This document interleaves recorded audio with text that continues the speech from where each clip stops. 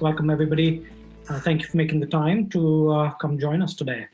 So I think at this point, the whole pandemic thing is a little old. But what is interesting, sort of looking a year back, is comparing, what we had expected potentially a year back to what the reality on the ground was. So we did a survey. We ran a survey which we call Adapt internally here at Utopia. This involved about 1,200 respondents with companies just like yourselves, global companies or companies globally, global companies globally.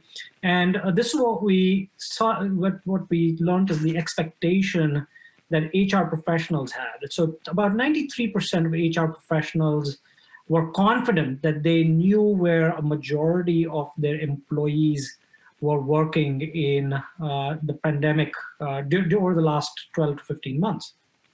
And 78% believed that their employees were reporting which jurisdictions were the employees working out of. Now, let's look at what was the other side of the coin, which is what actually was the reality. The reality was that only 33% of employees were actually reporting where they were spending time, and that 61% were aware that failing to report days would actually result in tax and other compliance implications. Now, obviously a big gap there between expectation and reality. And then the other thing that we found in the survey was that about a third of the employees, about 30% of the employees actually worked outside of what their HR systems would have as their stated work or home state. So a large part of the population was working in jurisdictions, and the employers were expecting to know that, but didn't actually know. Next slide, Holly. Also, if you think about the new world of work, which we are all trying to figure out, and I think that's why we are here, that's why I have Cindy, and I'm really excited to talk about Cindy as to what are the trends that she's seeing as she talks to clients.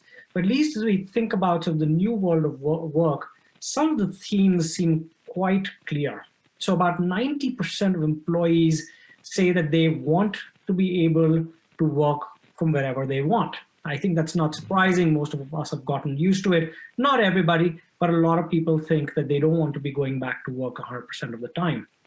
94% of HR professionals say that remote work actually allows for greater D&I. As we all know, D&I initiatives, big and huge at most corporations.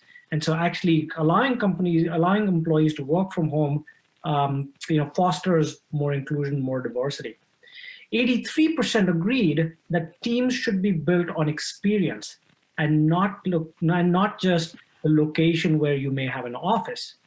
And 86% of companies expect that they will be getting more requests for remote work. Now, I'd love to see some questions at the end here from the audience or anything differently that you may be doing at your company. But at least this is what we heard from more than 1,000 responders to the survey that we put out there. Holly, next slide. Now with that, I'm going to hand it over to Cindy to help us understand what does this all mean in terms of how clients are viewing this paradigm shift as it relates to the new form of mobility. Cindy, over to you. Okay, thank you. So we thought we'd start on our discussion kind of around policy, but start with a look in the past, and let's see what's where we've really come in the past year. So approximately a year ago, many of us went home one day from work and then never went back to the office. For those of us in mobility, like everywhere else, it was a time of change and challenge. We saw international assignees leave their host location, not return to their home location, maybe go to a second home or visit family or something. And for a while, mobility teams couldn't even find them. In the US, in the meantime, transferring employees weren't sure whether they should put their homes on the market and list their homes, because if they did list it, what about showings? And then if you sold your house, what about closings?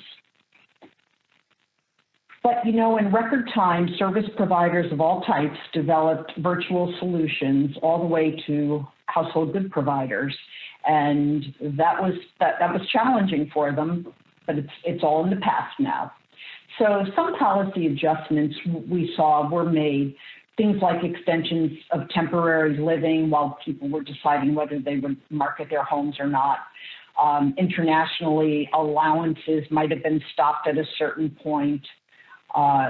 But again, this is all temporary, and what we found was in supporting employees through the pandemic from a mobility standpoint, exceptions kind of ruled the day. There was just a point where most companies who had people in transit someplace were just ruling by exception, and that's really what worked and got us through it.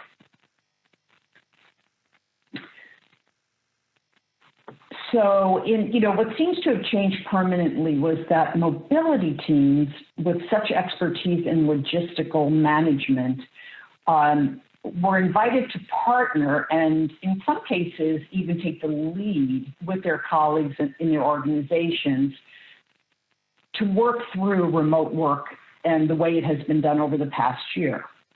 Next slide, please.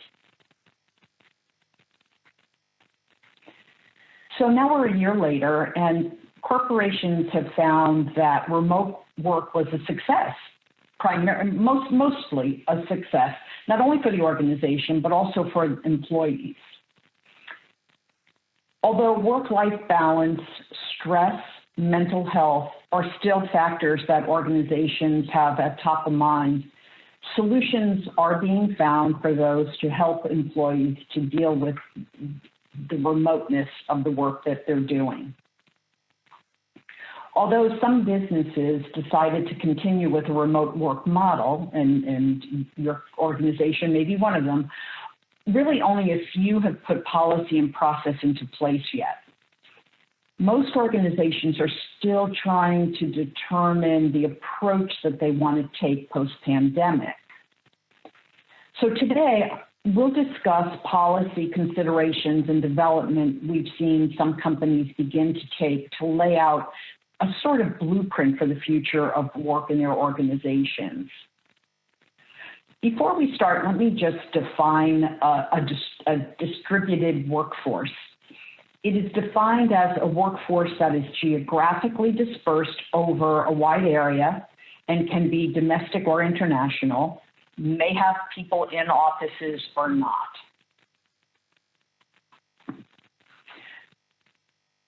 So could we have the next slide, please? Oh, I'm sorry, no, just keep it there for a second, I'm sorry. Okay, as we look at remote work, the first consideration that we want to make is whether there are job roles that cannot be done remotely. If you're still going to have offices, well, then perhaps those folks can go back to the office when the time is right. If you are not going to keep your real estate, then you are going to need to determine where people will go who are not going to be in a job where they can work remotely. There's many variables, as I noted on the slide here under remote work, that need to all be considered. And we know that for organizations, there's no one solution that's going to fit all as we move forward with policy. Each organization is too unique and has too many differences to be able to have a single solution. What we do know, though, to be critical is a well thought out communications plan and appropriate technology that's going to support a dispersed workforce. Each organization will have to determine how much flexibility they offer, and this is around, full-time remote work from home or temporary, or maybe a couple of days in the office and a couple of days at home. Again, an organization has to look at all of their job roles and determine what's going to be right for each job that they have in their organization.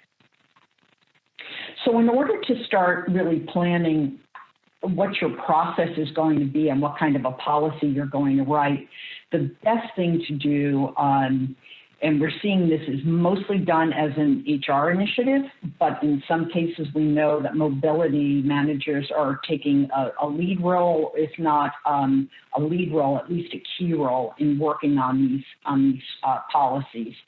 And then all these other groups that I mentioned need to be considered as well. I may have even left one or two out, but mostly it's all the primary departments in any type of an organization. You want them all to be involved because when you have a remote workforce or a distributed workforce, everybody's going to be impacted by that. So they all should have a say in how you move forward. And corporate culture, I can't say enough about the impact corporate culture has on this type of a decision because it's impacting the entire organization. So as a policy is being developed and an approach is being developed in your organization, you want to test corporate culture all along the way. So make sure that as you're going through what you're working on, if you're, whatever it might be that you're looking at, does it fit our corporate culture? And if it doesn't, is there a new normal that we need to introduce? And how do we then merge that within our corporate culture? Okay, so next slide, please.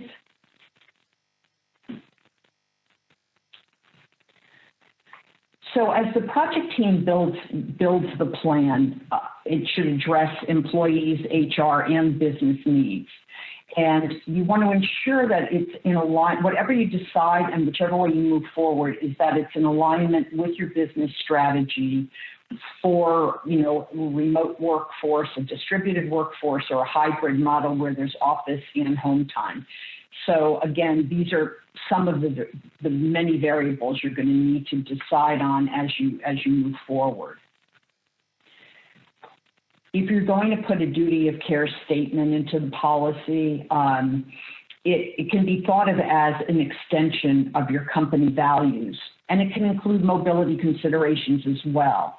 So you can think about the employee's day-to-day responsibilities, but also how your employees travel, how do they access facilities if indeed they're going to facilities, what are the technology concerns, and those may be based on your operating geographies, depending on if you have a region where maybe technology is difficult, is there something you can do there to help that team or individuals? We're going to discuss assessment of compliance and risk factors in a few minutes. So let's move on to eligibility.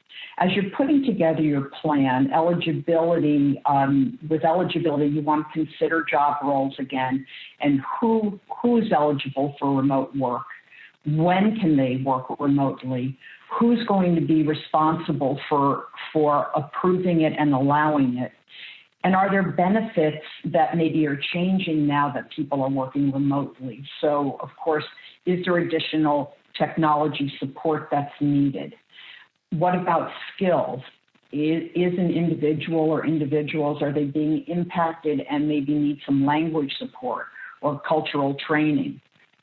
All of that should be considered. You'll, of course, want an exception process that you're carefully tracking in place. You're going to want to determine approval levels for exceptions as well. And again, training and reskilling programs are important if remote work, is going to require new technology tools. And you're going to want to think about training for leaders. So while everybody did a pretty good job over the last year, again, leaders and managers of people may not really know how to do this appropriately in the long run, so some training might be needed there. And then once a draft plan has been put in place, you're going to want to review it with the entire project team first, because you want everybody in the organization who's been involved to buy off on the final plan. And then from there, create a rollout plan to key stakeholders and how will you be sharing the information? Will you be doing webinars? Will it all be in writing? How do you want to move forward that way? Lastly, it's important to talk about and think about the reassessing what you've done with the policy. So when will you refine it? How often will you refine it? And who will be involved in that refinement? Again, you're looking at exceptions. You definitely want to pull out the exceptions you've had over, let's say, the last 6 months or year, and see if there's been some that have been repeated time after time, and decide whether or not it should remain an exception or whether it should now become part of the policy. Next slide, please. So from a compliance and risk standpoint, these are some of the assessment pieces that you're going to want to put into your policy. Considering the factors on your screen, what process and tools are you going to use to determine that these types of factors have been considered? And then who are the right people or person to approve each phase as you go through your plan? So part of the policy will be for the teams at large, and then you're going to want to have an assessment plan that really is addressing new people who either come into the organization, new roles that are created, or someone who raises their hand and says, I'd like to now move to another country or another state, depending. So now Nishant will dive a bit deeper into risk for your consideration.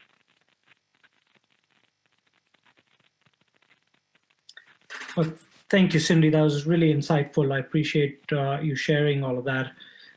Hopefully this is already turning wheels in some of the audience's minds, and would love to hear follow-up questions that we can shed more light into if there are certain topics that you'd like for us to go into. There's so much to talk about here. But piggybacking on what Cindy just said, we think about risks. There are a number of different types of risks that are arising as a result of these distributed workforces. And these are just a handful of them. They don't even cover the whole plethora of different risks that exist. But just to look at a few, for example, in corporate tax, if you have an employee who normally used to be working in a certain jurisdiction, but has moved cross-border, is now working in a different country on behalf of a legal entity, there's a very real chance, depending on what that individual does, that they could actually create a corporate tax liability in the host jurisdiction unknowingly. Lots of corporate tax, corporate payroll issues. You have people working, whether it's across different state lines, whether it's across different country lines, depending on the treaties, reciprocal arrangements that may or may not exist.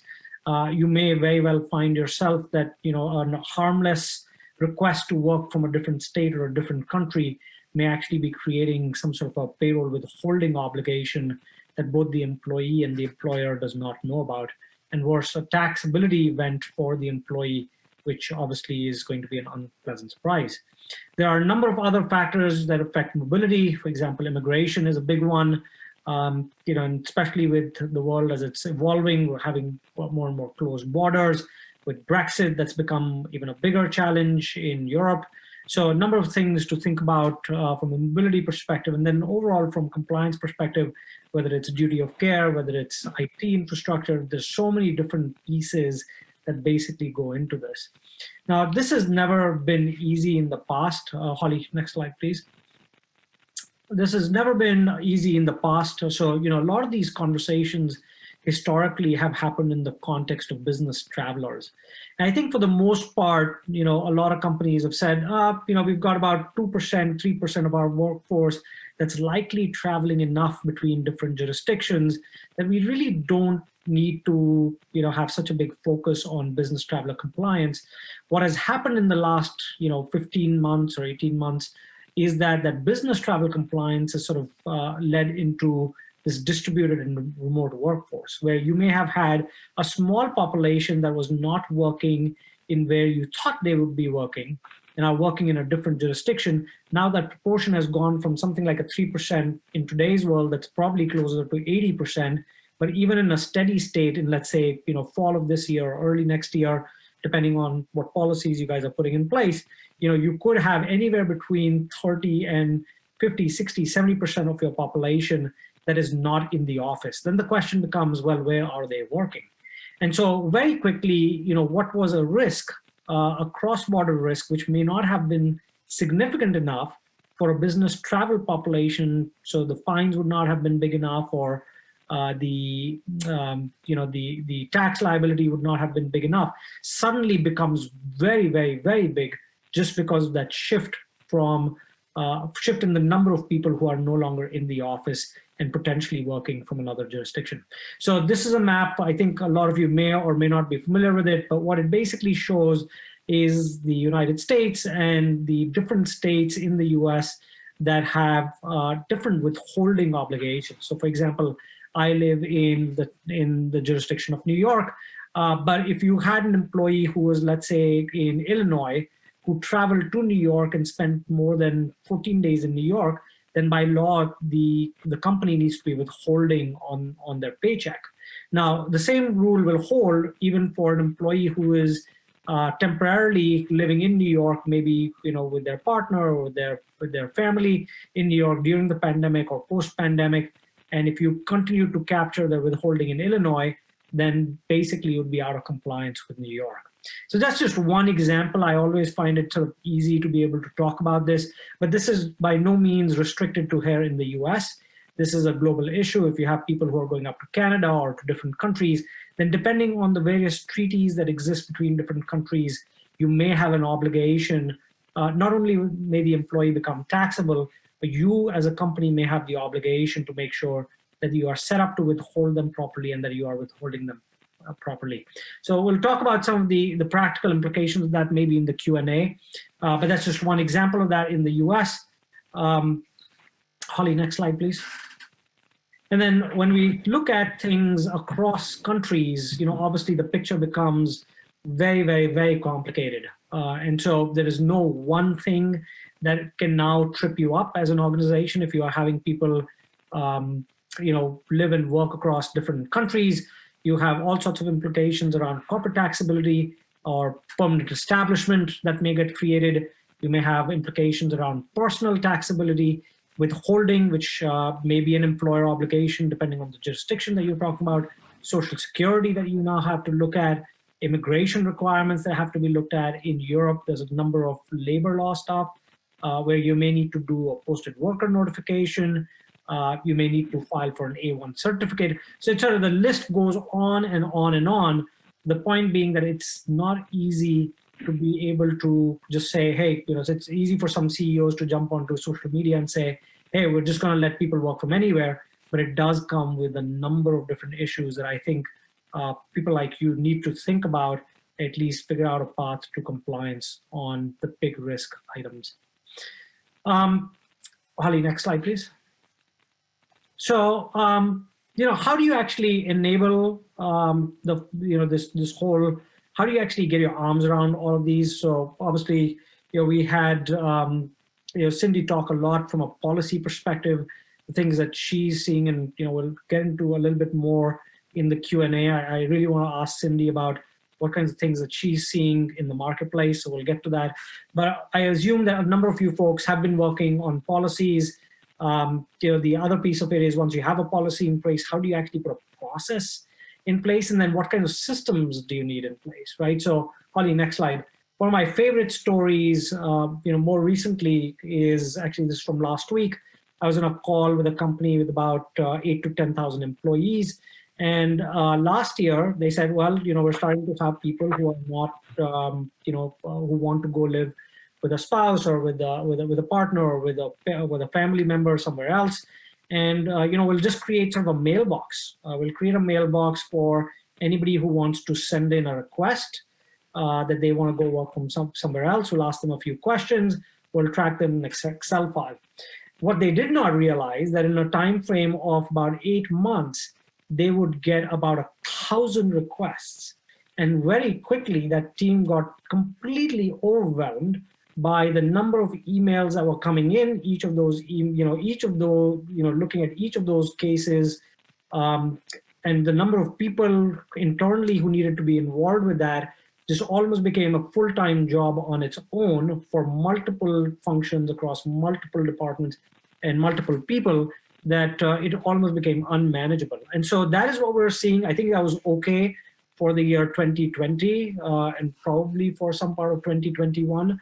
But as companies put in place formal policies, whether they look at opening up in the fall of this year after Labor Day, or in February or in January of 2022, I think there will be a need for a well-defined process where you can actually answer the questions around tax and payroll and immigration and technology and facilities and all those other things that you really need to be looking at before you can give somebody the green light, whether they can or cannot actually work remotely, and for how long can they work remotely? Is it just in the US? Can it be global? And all these things sort of ultimately, go into that policy, and the policy drives the process.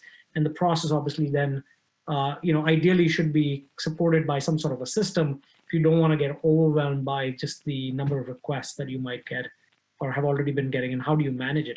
That's one piece of it. The other piece of it is, I think a lot of companies that I'm talking to are deciding or are putting processes and policies in place that, hey, yes, we'll have a certain set of criteria, and that we will allow people to work from a certain jurisdiction for a certain amount of time. But then who's monitoring that? How do you actually know that if you allowed John Doe to be able to work from the state of New York for the next 3 months, that they're actually back from New York after the 3 months? Who's actually monitoring that? What if they don't come back? The compliance burden still sits on the employer, except that there is no mechanism to actually understand that. So I think there's both parts of it. There's the piece around the pre-approval and getting people to get there, and making sure that you as an organization have policies that you can adhere to and can manage in an effective way. And then there's the post piece of it to make sure that once somebody has gone off, similar to probably an assignment, that you are able to manage them post that remote work authorization, and then making sure that you're following through, and that if they need to come back, that they are actually coming back. Next slide, Holly.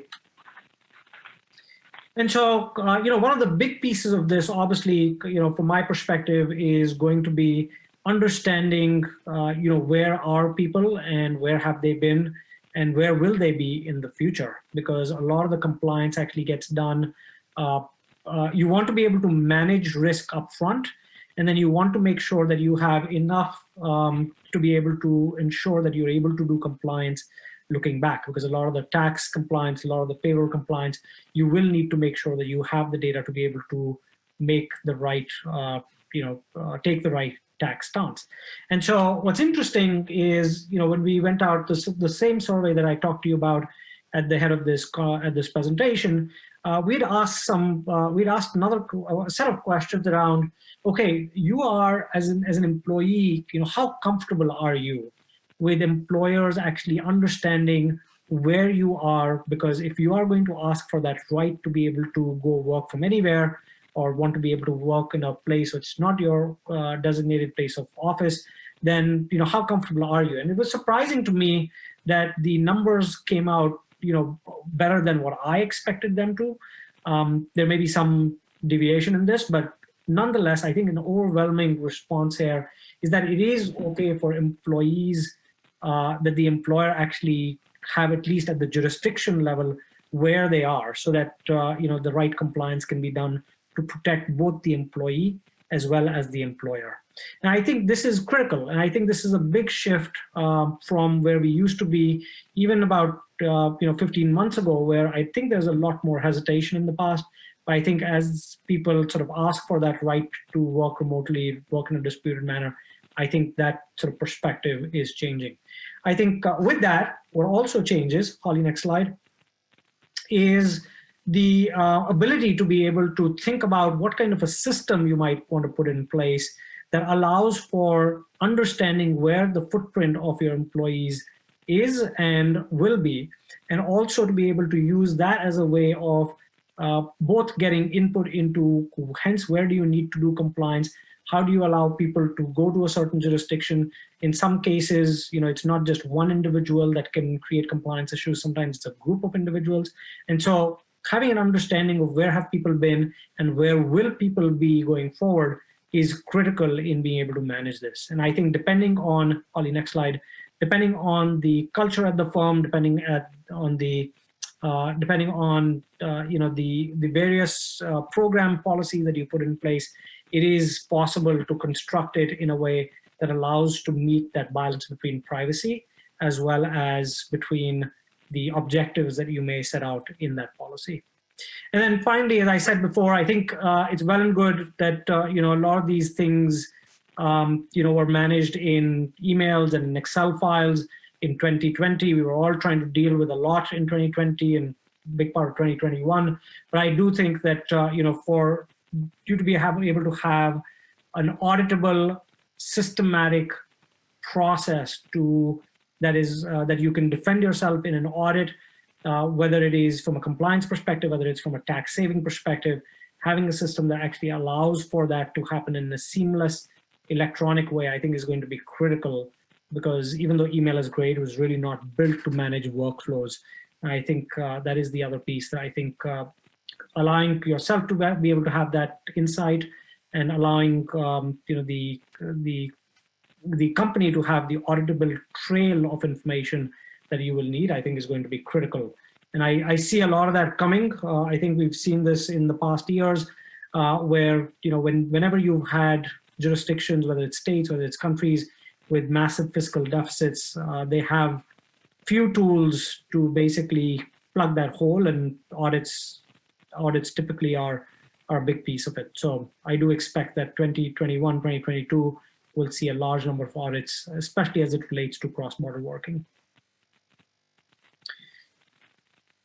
Cindy, next slide. I think that sort of is the overview. Cindy and I wanted to keep this to about 30 minutes of us talking and then open it up to questions for the audience. I do have a few questions that have already come in, so maybe I'll get started with that. Cindy, if that's okay with you? Sure. Awesome. All right, so I think this is a relevant question that I see a lot of our clients ask as well, is that have you found that in this new norm of remote work, most companies are letting employees live anywhere that they want? Maybe I'll generalize that question that came in to be, so what kinds of policies do you see companies put in place, and sort of what criteria are different companies using to choose what policy is best for them? So I know what, Nishant, what I would say is that, I don't think any, or most, let me say most companies that we've been dealing with, that their intent is to let people live anywhere. That is not something most corporations who are relocating people on a regular basis and stuff would want to do. I think everybody knows enough about compliance to not want that to happen. However, I think, as you've shown, there are times when you don't know that they're moving about. I think that's the critical piece, and getting your arms around that is going to be difficult. So there has to be something in written policy that will address that, so that people know that that will not be acceptable, because otherwise you are putting yourself at risk as a corporation. And are you seeing that? So, it's interesting you say that, right? But I have seen, for example, the CEO of Salesforce, he publicly, I think it was on Twitter, where he said, well, the daytime work is dead and people can basically work from anywhere. So, I mean, there are companies that are out there who just, Twitter, I think Jack Dorsey's made some statements like that. So, I'm curious to hear from your perspective, if you were a company where you had a CEO who basically publicly go out and say something like that, what do you think, the folks who are in the day-to-day compliance, what do you think they're doing? Panicking? Is that the right answer? I honestly, I don't know. I know that the organizations that I've talked to, that is not being said. But if a CEO does say something like that, then, it's really important that corporate HR have a discussion with the CEO to the best of their ability, of course, about why that's not a great thing to say. Right. And then are you seeing, the restrictions that your clients are putting, is that mostly, US centric? Is it global? What are you seeing there? I'm sorry, I think I missed the beginning of what you asked. No, the question I was asking was, the restrictions that, companies are putting in place. Do you typically find companies more open to allowing remote or distributed workforce, in the US, like you can go work from a different state and that's okay, but you can't go international? Are you seeing more around like, okay, if you want to go international, here's a list of countries that you can go to? Any insight into what you've seen from your clients? So I do think that, if someone says, this is my opportunity, I've always wanted to live in a warmer climate and I'm going to go down south. I think in the US, people are maybe a little bit more open to it. But I would say also companies are becoming savvy enough that they know they really need to have an entity in that state. And if they don't, they might be putting themselves at risk. Right. I'm getting some really interesting comments, and I'll read without necessarily attributing it to anybody. I'll read the comment. And I quote unquote, the topic of news announcements for companies allowing employees to work from anywhere is a very hot topic. We continue to battle the message internally to let employees know that it is not realistic for us, and we are certain there is fine print, quote unquote, in these grand CEO announcements. So that's really interesting. I think to your point, that most companies are having a hard time, firefighting these things. Actually, I borrowed the word firefighting from another comment that I got, which I'll read out. At the moment, we are in caps. It writes, not allowing to work somewhere other than the employment country. We are firefighting, smiley, trying to fix cases that came to light. Very interesting. Yeah. So, I mean, I do think that in most organizations, certainly moving from country to country, I think organizations are especially aware of the danger there. But I do think the idea of somebody moving from state to state in some organizations might be allowed more readily than an organization that is, knowledgeable about compliance. Yeah, which is interesting, right? Because theoretically, and I'm being a little tongue-in-cheek here because I want to sort of prompt you to help suss out a conversation here. But theoretically, most companies have had mobility departments. You guys you work with hundreds, not thousands of companies that have mobility departments that have been moving people around between different countries for decades. And so why is that such a big deal? Why is it such a big deal to allow it? Yeah, why is it such a big deal? I'm obviously being tongue-in-cheek here, but I'm just to be able to suss out the magnitude of the issue here. Why is it such a big deal? I mean, mobility departments have been moving people between countries for years. Well, and I think that's what companies recognize is that if mobility does it, then they're making sure that everything is checked off and done properly and in a compliant, risk-averse way. And that does not necessarily happen when it's an individual doing it.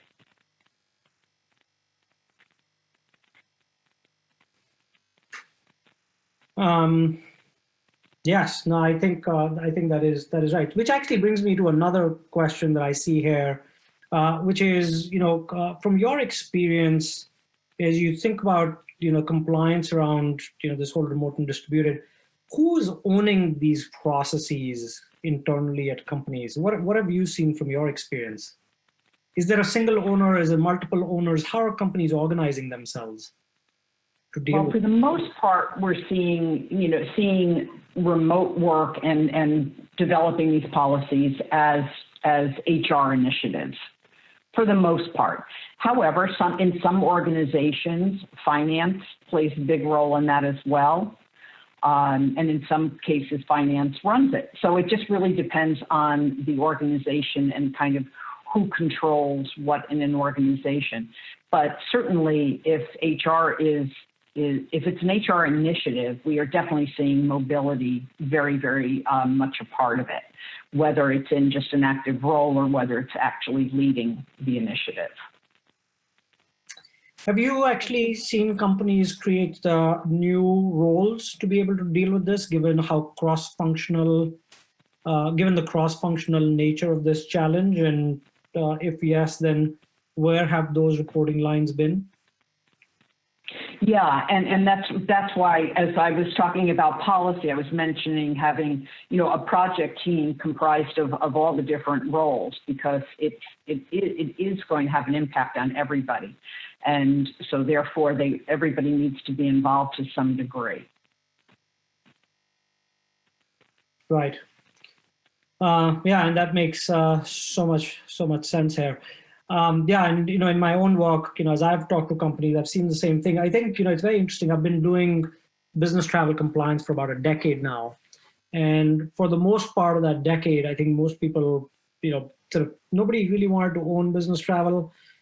Depending on the organization, it would live somewhere between tax, in many cases, to sometimes in payroll, where the payroll obligations, especially U.S. state to state, were fairly large, or where they've been through audit, and sort of it had hit payroll hard. But there had really never been an owner. But this is the first time that I am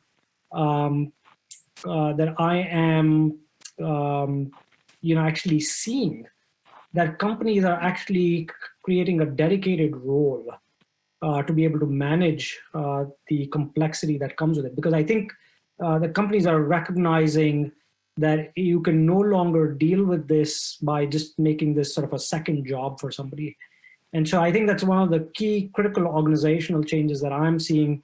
Most typically, I'm seeing that roll up into HR, which does not necessarily mean that HR has to be responsible. HR is ultimately hence responsible, but they do pull in, Cindy, to your point, they are banking on sort of expertise from tax and from payroll and from mobility and from all sorts of other functions internally, whether it's IT and security and everybody else. So very, very interesting change that I have experienced for the first time in the 10 years that I have been doing this.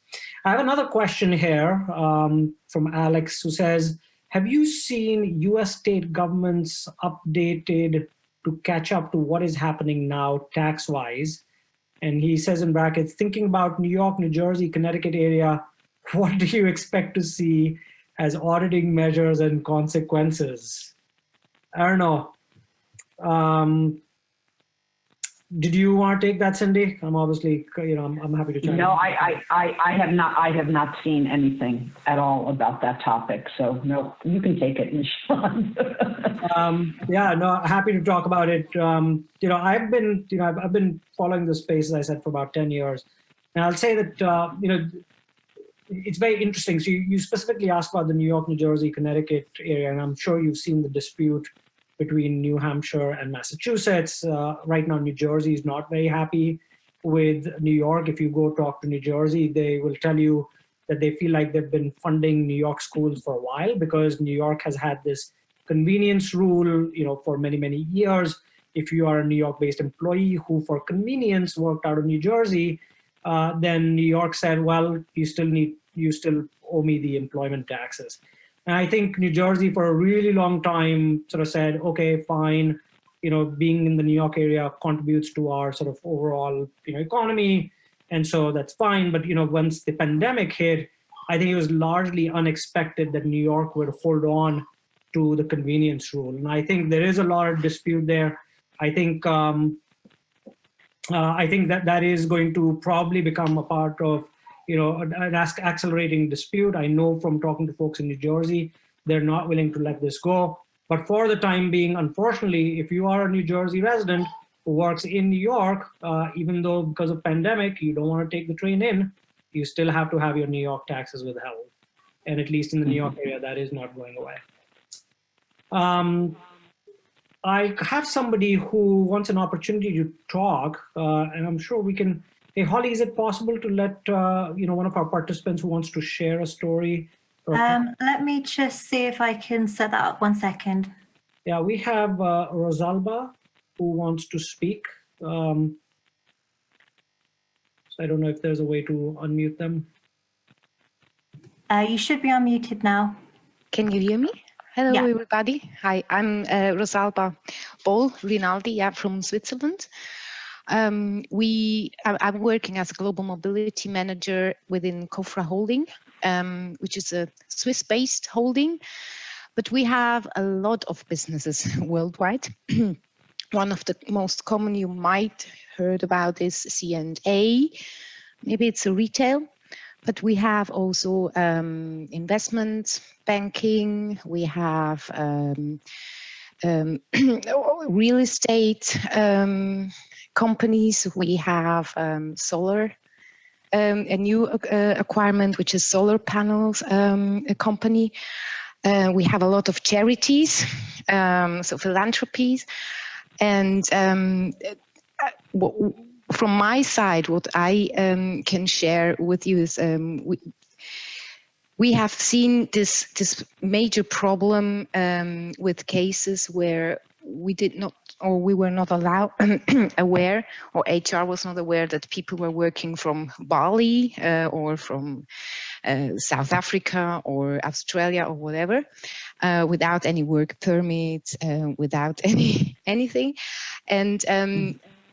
We are firefighting, that was my comment, at the moment, just to resolve those cases, bring them back home. And we have now launched a statement just from the holding to all the businesses that we will not allow to work from somewhere else than the employment country, just because we face so many, you touched them, permanent establishment, payroll, immigration, all this kind of problems. And we are looking actually in this year, one of our objectives is to set up work strategies. But as you said, there is no one fits all solution, because as I said, we have different kind of businesses. We have also finance regulated businesses.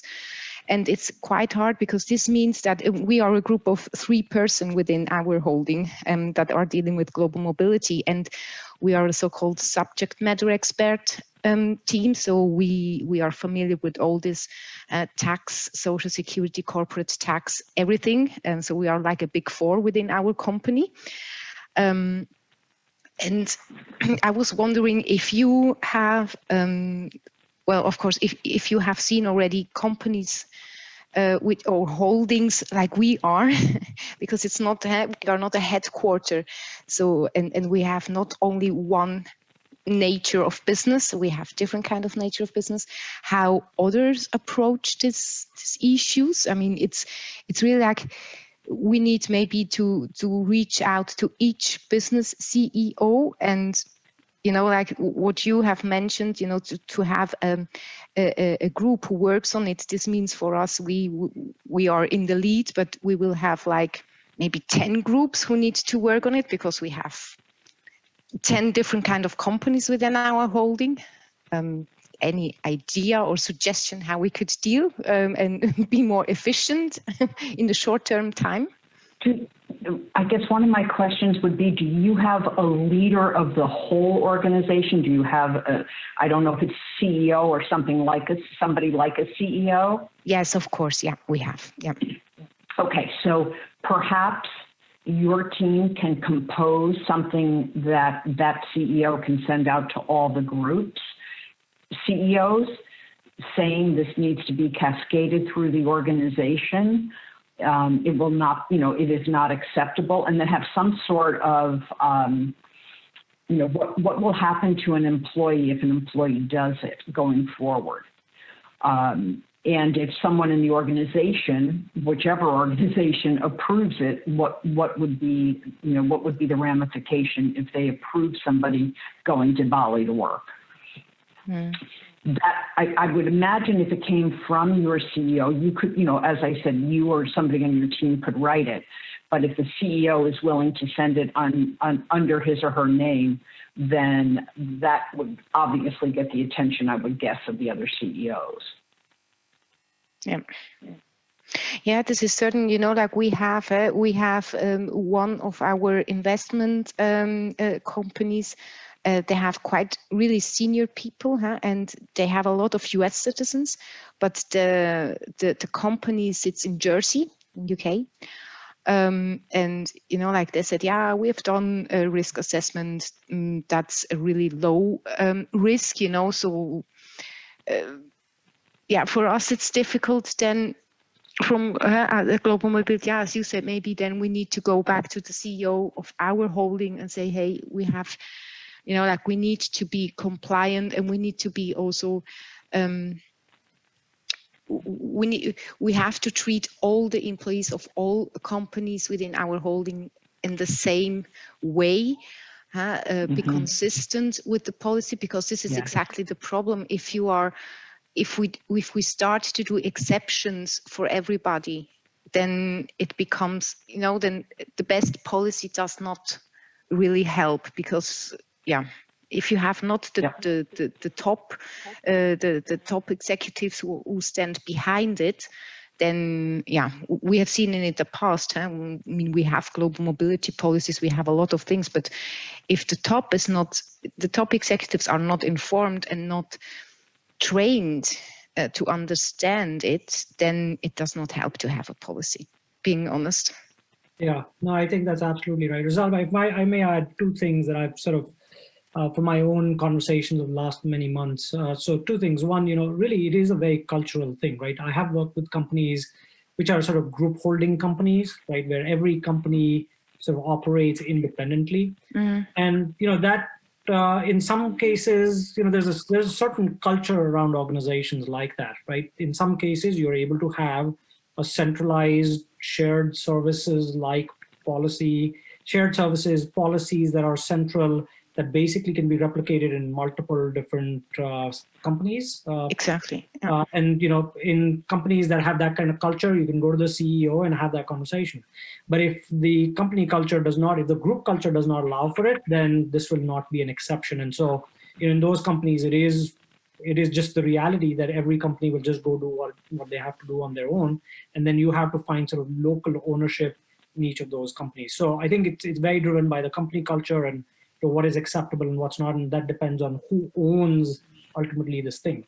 Which brings me to my second point. You know, a lot of times, you know, this is being viewed as a compliance thing. And even though it is a compliance thing at the heart of it, but really it is a people thing, right? And if you think about the CEO, as Cindy mentioned, right, I mean, going to the CEO, if you think about the CEO's number one job, it is people. And, you know, so depending on, you know, what policy you end up creating can actually make the company either more friendly or less friendly from a people perspective, which will, you know, then affect the competitiveness for talent in the marketplace, which will impact the, you know, the ability to be able to retain people depending on which side of the spectrum you end up or not. And I think that's why, you know, something like this, that, you know, it's not hard to foresee why, you know, the CEO cannot be, you know, can have oversight on something like that, especially in an organization like yours. But I think you've got to change the conversation from it to be compliance to being one of around people, and, you know, competitiveness around people.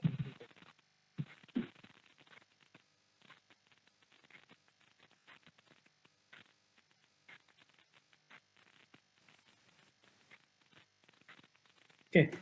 Zalba, did you want to add anything else there? I mean, anything that you want to share with the group based on your experience of doing the firefighting? You know, now that you've been going through this process, any words of wisdom or any learnings that you can share with this group? Is that for me? I'm sorry, Nisha. No, that's for Zalba, because she's been firefighting. Okay. Anything to share with her peers. Thank you. No, I think what at least we got now is that we have the HR business partners of the different. Can you hear me? Mm-hmm. Yep. Sorry. Yeah. No. At least we have now the HR business partners of the different businesses behind us. I have prepared everything, and what we decided to do is that we leave. we will prepare a package to them, a briefing package, and they will approach their business leaders, so their CEO, and we start with that, at least for the moment. And I think we wait for the feedback. This should be now in May. We will prepare everything, and then as of May, they will start to communicate to their CEOs. And I think this is already a good start in sense of that the CEOs of the business are aware of the problems. And I think you said, yeah, it's about people. That's correct. It is about people.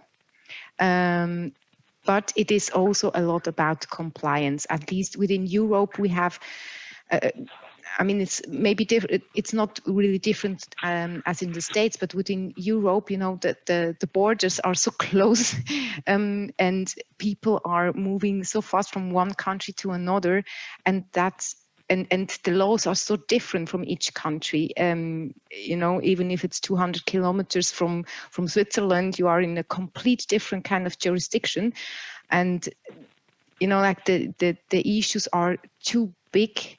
The risks are too high, so we need really to be a bit more restrictive. And we understand that, you know, also the younger generation, I think they would like to have more freedom to work from wherever they want. But it depends also on the business that you choose to work in, and that's a bit also the problem. You know, so people need also to understand that if they want to go financial way, you cannot work from, I don't know, from Bali or from Chile, or you know what I mean. So you need to be in the country where your company sits. Yeah. Maybe it's a true restrictive view. I think with philanthropy it's a bit different. But the nature of the business is really like giving also a bit the framework of where remote working is possible or not. Yeah, well, Rosalba, thank you so much for sharing that. Thank you. You know, it's very interesting. Bali comes up in almost every call. For whatever reason, people from every company seem to be ending up in Bali. It's really funny. Okay, well, great. Well, we had, you know, I think we had a question around if we will be sharing slides and recording. I think Holly. Yes, so we will be sharing the slides and recording shortly after this session. We just need to wait for everything to convert over, and then I'll send it out to everyone who joined. But otherwise, thank you so much to Cindy and Nishant for taking us through that session. And thank you to everyone for joining us. I really hope you enjoyed it. If you do have any other questions, please don't hesitate to reach out. And thanks again, and we'll look forward to seeing you again soon.